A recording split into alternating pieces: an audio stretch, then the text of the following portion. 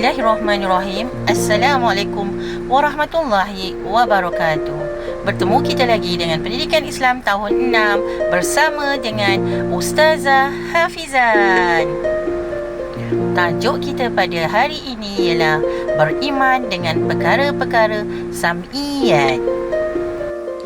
Baik murid-murid, kita ketahui pula objektif pengajaran dan pembelajaran kita pada hari ini, di mana di akhir pembelajaran murid-murid akan dapat memahami pengertian sam'iyat dan hukum beriman dengannya. Kedua, murid-murid akan dapat mengetahui dalil dan bukti tentang perkara-perkara sam'iyat. Ketiga, murid-murid akan dapat mengenal pasti perkara-perkara sam'iyat. Alhamdulillah, kita pergi kepada pengertian sam'iyat. Apa yang dimaksudkan dengan sam'iyat? Sam'iyat ialah perkara-perkara yang tidak dapat digambarkan dengan akal dan panca indera manusia. Ia hanya dapat diketahui melalui Al-Quran serta hadis.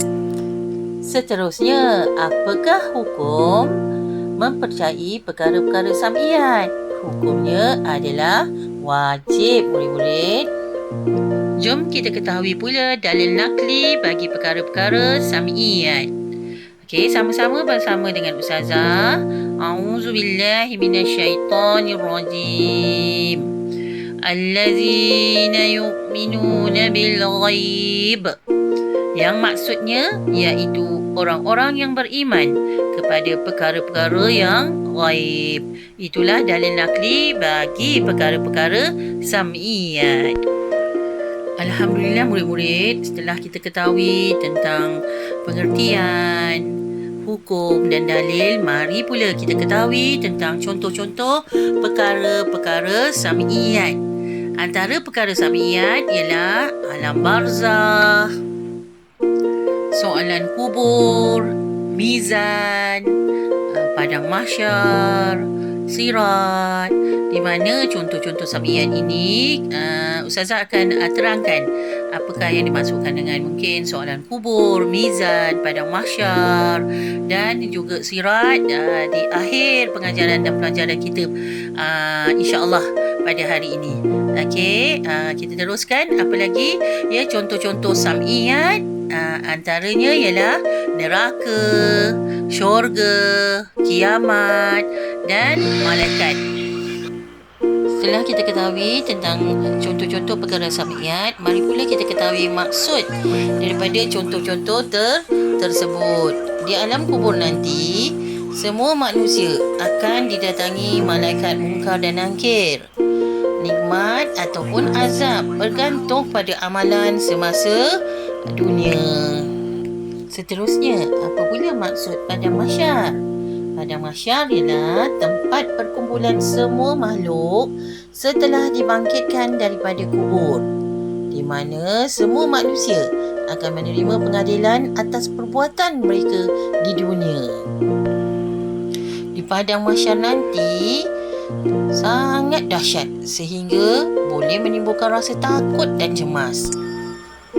Seterusnya, apa pula yang dikatakan sirat? Sirat ialah titian yang merentangi neraka jahanam yang dilalui oleh semua manusia, di mana orang yang beriman dan bertakwa saja akan berjaya melintasi titian ini menuju ke syurga.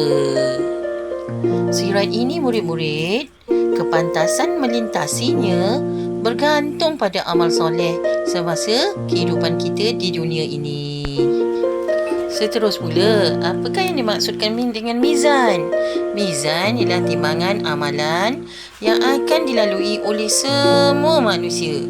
Berat timbangan amalan akan masuklah ke syurga, manakala ringan timbangan amalan akan masuk ke neraka. Seterusnya, apa pula yang dikatakan syurga? Yang dikatakan syurga ialah tempat yang disediakan kepada mereka yang beriman dan beramal soleh. Syurga ni sangat indah, nyaman dan dipenuhi dengan kenikmatan. Inilah idaman kita sebagai manusia ingin memasuki syurga. Antara gambaran syurga ialah para penghuninya akan menikmati rehat dengan sepuas-puasnya, dipakaikan pakaian yang cantik daripada sutera serta dihiasi perhiasannya. Inilah gambaran syurga yang kita impikan, insya-Allah. Amin amin ya rabbal alamin. Manakala neraka, apakah yang dimaksudkan dengan neraka? Neraka ialah tempat yang disediakan kepada mereka yang tidak mentaati perintah Allah. Ia juga merupakan suatu tempat yang sangat panas dengan api yang marak menyala. Gambaran api neraka ini sangat dahsyat, di mana para penghuninya berasa amat terseksa dan terlalu dahaga. Mereka yang dimasukkan ke dalam neraka akan hangus terbakar. Inilah gambaran neraka yang sangat menggerunkan kita. Mudah-mudahan kita dijauhi daripada masuk ke dalam api neraka. Na'udzubillah. Alhamdulillah murid-murid, kita teruskan pengajaran dan pembelajaran kita dengan kesan beriman kepada perkara-perkara sam'iyat. Apakah kesannya?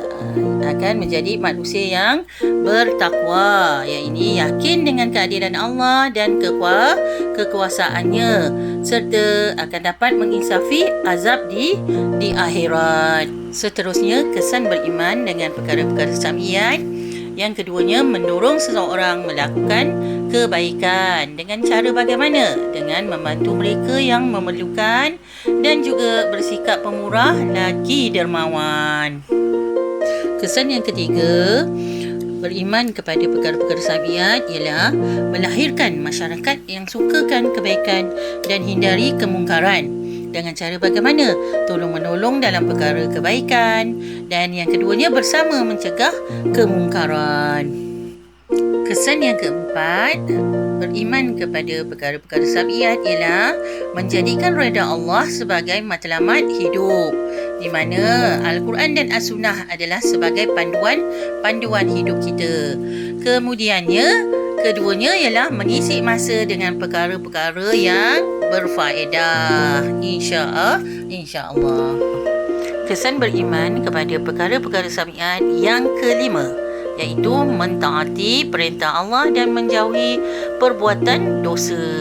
Dengan cara bagaimana? Dengan beristiqamah melakukan ibadat fardu dan sunat dan hindari maksiat dan perkara-perkara keji.